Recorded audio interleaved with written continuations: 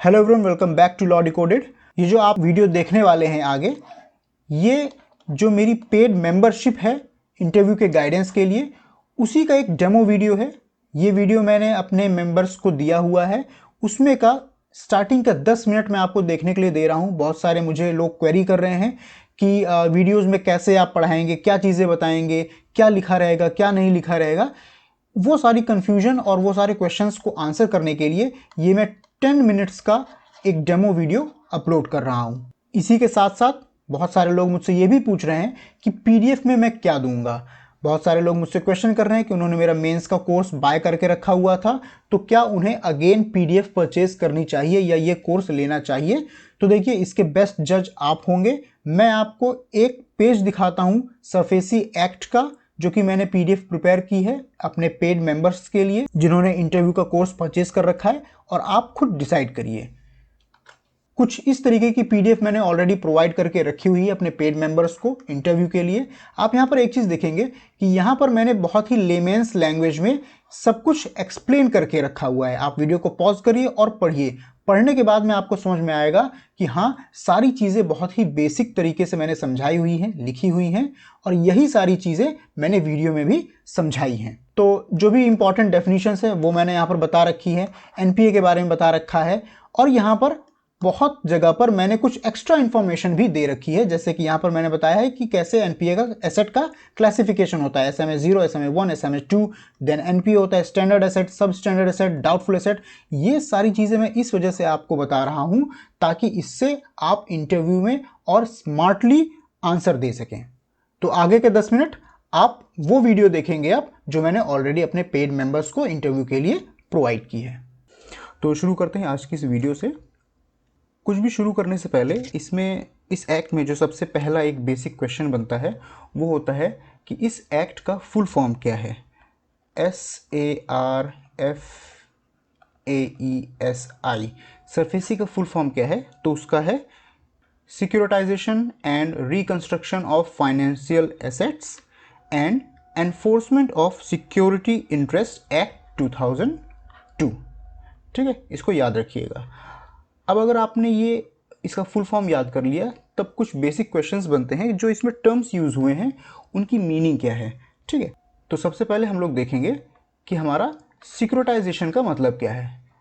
Securitisation जो है वो हमारा 2Z में डिफाइंड है। एक लेमेन्स लैंग्वेज में अगर मैं तुमको समझाऊं तो कोई भी ARC जब किसी बैंक या फाइनेंशियल इंस्टीट्यूशन, जिसे कि यहाँ पर नाम दिया गया है ओरिजिनेटर, उससे अगर कोई फाइनेंशियल एसेट परचेज करती है, क्यों? For the purpose of converting this financial asset into liquid securities, ताकि इसमें अदर जो इंटरेस्टेड बायर्स हैं वो इन्वेस्टमेंट कर सकें।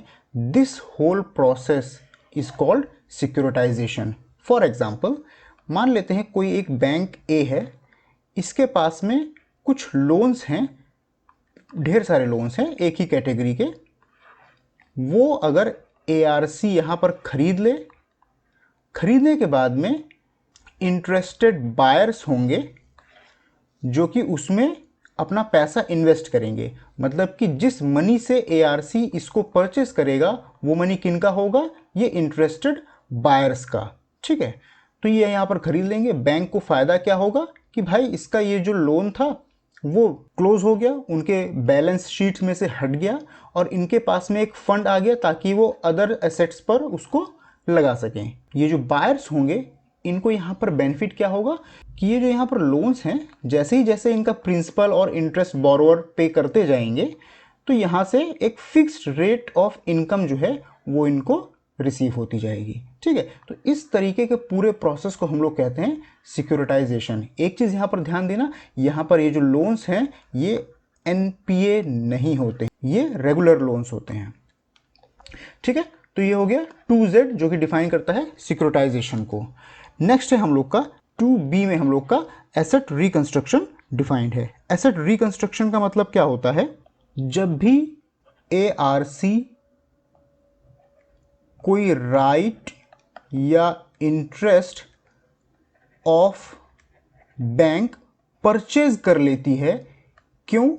For the purpose of realisation of loans. ठीक है, तो इस पूरी प्रैक्टिस को हम कहते हैं एसेट रिकंस्ट्रक्शन। एक एग्जांपल से समझिए, एक बैंक है बी जिसके पास में कुछ NPA लोन्स हैं।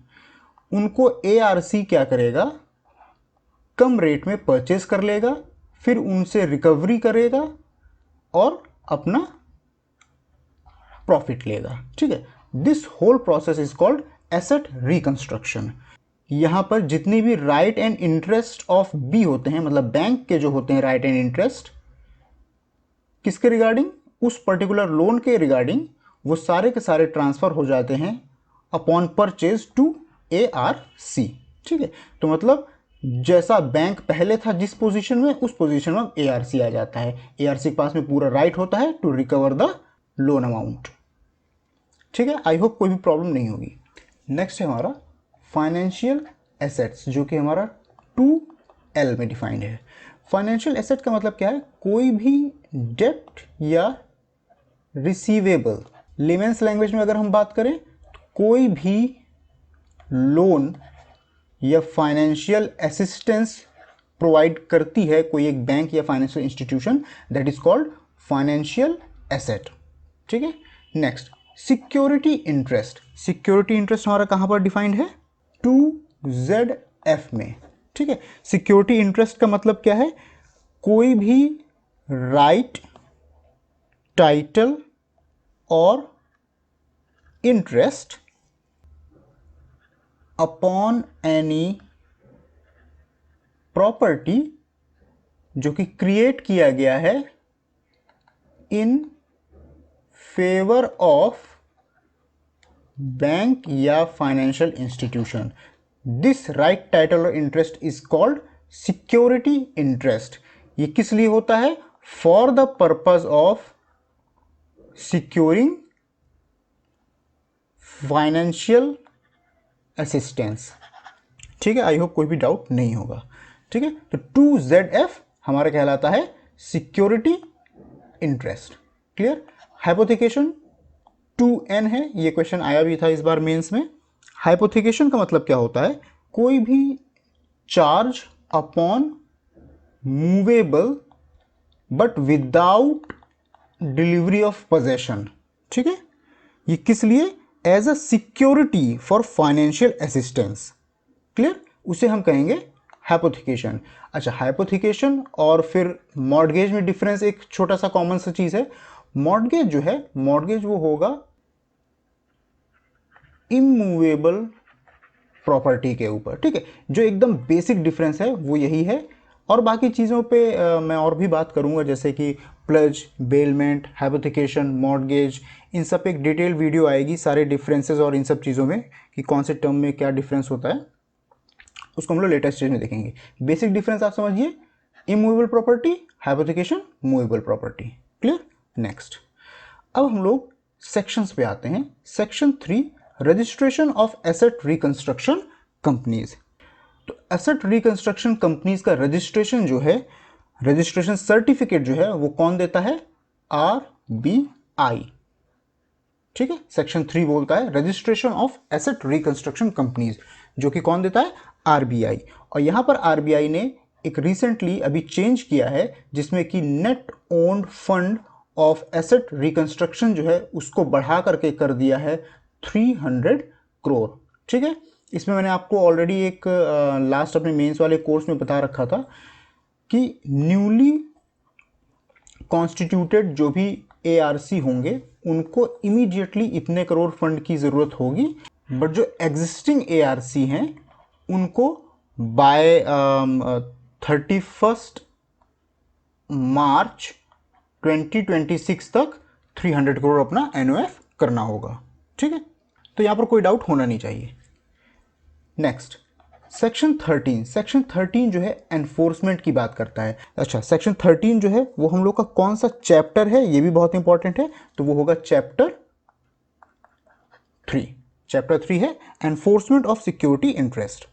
ठीक है, यहां पर क्या होता है, सिक्योर्ड क्रेडिटर जो होता है वो विदाउट इंटरवेंशन ऑफ कोर्ट जो है वो सेक्शन 13 में जितने भी प्रोविजंस हैं उनको यूटिलाइज करके प्रॉपर्टी को सेल आउट कर सकता है और अपना जो डेट है उसको रियलाइज कर सकता है। ठीक है, तो इसमें सबसे पहले क्या आता है, सबसे पहला जो प्रोविजन आता है दैट इज 13(2). 13(2) में क्या होता है, हम एक डिमांड नोटिस सर्व करते हैं जिसमें कि हम बोरोवर को बोलते हैं विद इन 60 डेज आपको अपना जितना भी लायबिलिटीज हैं इन फुल वो पे करनी होंगी from the date of notice. एक चीज का ध्यान रखिएगा, from the date of notice within 60 days आपको लायबिलिटीज इन फुल पेमेंट करनी होगी। ठीक है, ये हो गया 13(2) का नोटिस जिसे हम कहते हैं डिमांड नोटिस। ठीक है, तो यहां पर हमें ये ध्यान देना होता है कि 13(2) में हम नोटिस तभी सर्व कर सकते हैं जब हमारा जो अकाउंट है वो एनपीए हो चुका हो। ठीक है, इस चीज़ को ध्यान देना। उसके बाद में प्रोविजन आता है 13(3)(a). अब आपने जब ये एक नोटिस सर्व कर दिया है, वो हो सकता है कि उसके अगेंस्ट में कोई रिप्रेजेंटेशन या फिर कोई कंप्लेंट करे, वो बोरोवर आपको ऑब्जेक्शन दे, सॉरी कंप्लेंट नहीं, ऑब्जेक्शन रेज करे, तो इस ऑब्जेक्शन को आपको within 15 days from the date of receipt of such objection आपको उसको रिप्लाई करना होगा या डिस्पोज ऑफ करना होगा।